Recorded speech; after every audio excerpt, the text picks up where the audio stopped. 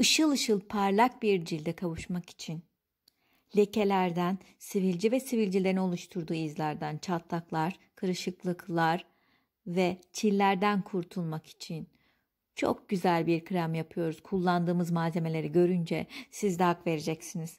Buyurun yapıma geçelim. Chia tohumu ve keten tohumundan birer kaşık kabıma aktarıyorum. Üzerine bir çay bardağı su ilave ediyorum. Peki keten tohumunun cilt için faydaları neler? Keten tohumu cilt lekelerini yok eder. Cildinize mükemmel ve parlak bir ışıltı katar. Aynı zamanda cildi derinlemesine nemlendirir ve kırışıklıkları önler. Karıştırıyorum ve birkaç saat bu şekilde bekletiyorum. Jel kıvamına geldikten sonra süzüyorum. Peki chia'nın cilt için faydaları neler? Omega 3 ve protein kaynağı olan chia, portakaldan 7 kat fazla C vitamini ve ıspanaktan 3 kat fazla demir içeriyor. Chia'nın ciltte yarattığı mucizenin kaynağı suyu hapsedebilme özelliği. Kendi ağırlığından tam 12 kat fazla su emiyor. Chia cildin nemini koruyabilmesi için bulunmaz bir zenginlik sağlıyor.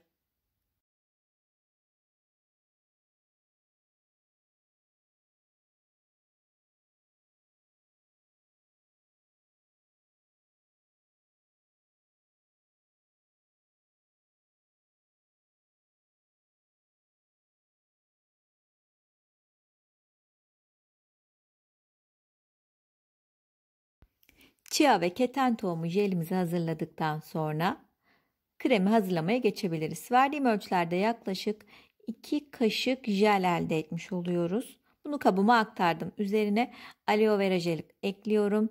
Gene 2 kaşık ölçüsünde. Benim kaşığım biraz büyük. O yüzden yemek kaşığı tercih edebilirsiniz. Geldik işte kremin harika olmasını sağlayan malzemeye. Kantaron. Kantaron cilt için neden faydalı?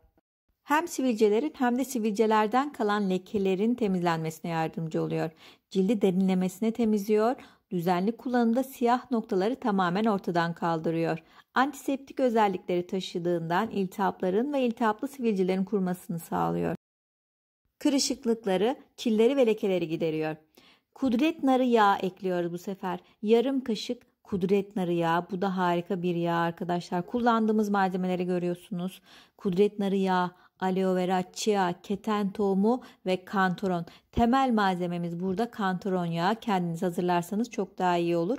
Ben bir de limon yağı ekliyorum. İstediğiniz herhangi bir esansiyel yağ ekleyebilirsiniz. Çünkü kantaron biraz ağır kokuyor. O ağır kokuyu alabilmek adına ben 5-6 damla limon yağı ekledim. Hem hoş kokuyor hem de etkiyi artırmış oluyoruz. İyice karıştırıyoruz, artık kremsi bir kıvam aldı. İşte bu süper kremimiz kullanıma artık hazır halde. Kullandığımız malzemelerin hepsi elinizde olmayabilir ama özellikle chia, keten tohumu ve kantaron yağınız varsa bu güzel kremi gene hazırlayabilirsiniz. Birçoğunuz bilir, kantaron yağı birçok derde devadır. Ne zaman bir yara olsa ilk aklımıza gelen doğal tedavi yöntemlerinden biri kantarondur. Gerçekten de mucizevi bir yağ. Kendiniz hazırlayabilir veya güvendiğiniz bir yerden hazırını alabilirsiniz. Kremimizi akşam temiz cildimize uyguluyoruz. Bakın ilk uygulamada bile cildi gerçekten derinlemesine temizliyor. O ihtiyacı olan nemi kazandırıyor. Işıl ışıl parlak bir cilde kavuşmanızı sağlıyor. Aşağıdan yukarıya doğru dairesel hareketlerle masaj yaparak kremlerinizi uygulayabilirsiniz. Ben çok faydasını görüyorum. Umarım siz de kullanır ve memnun kalırsınız. Kendinize çok iyi bakın.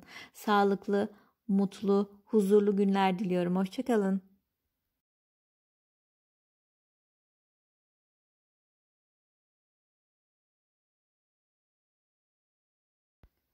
Bu arada kanalıma abone olup değerli yorumlarınızı paylaşırsanız çok mutlu olurum.